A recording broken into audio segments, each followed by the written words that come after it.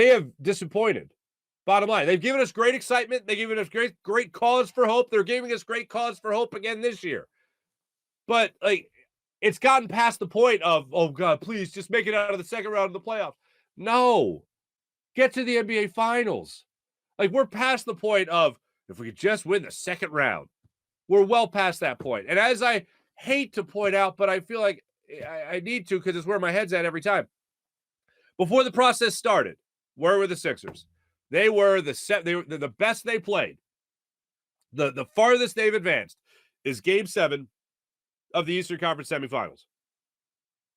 Game 7 of the second round of the playoffs. That's the best they've been since before the process started with Andre Iguodala and Drew Holiday. And was Andre Miller on that team? I think Andre Miller was on that team. When Joakim Noah and Derrick Rose got hurt in the first round against the Bulls, and they went to Game 7 against the Paul Pierce Celtics.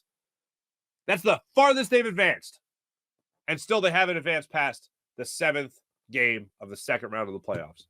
Through the process, through the quadruple doink, through all that, through Game 7 against the Hawks, through Game 6 against the Heat last year, they still haven't advanced past that point.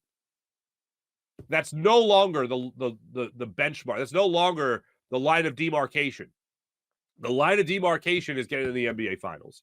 With this team, you should get to the NBA Finals. With the way this team's assembled going into the season, with the second best player in the NBA, the runner-up to the MVP the last 2 years, Joel Embiid, you should at least get to the Eastern Conference Finals. At least. But my expectation is NBA Finals. It's the only way. So I'm listening to them talk yesterday, and I'm thinking, oh, I love what Maxey has to say. Philly's a blue-collar city, and they work for everything, and I work for everything I have, so I try to match that, and that's great. Doc Rivers, most talent I've had. That's great. James Harden, yeah, go ahead and tweet that I lost 100 pounds. That's pretty funny.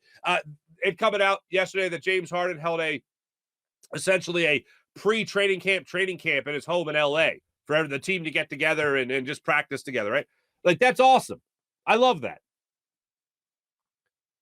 But it's not about the talk for me, man. It's not about the talk anymore. It's not about the offseason for me anymore. It's about how this team actually bears fruit for this city. This city that's been extremely patient and disappointed, unfortunately.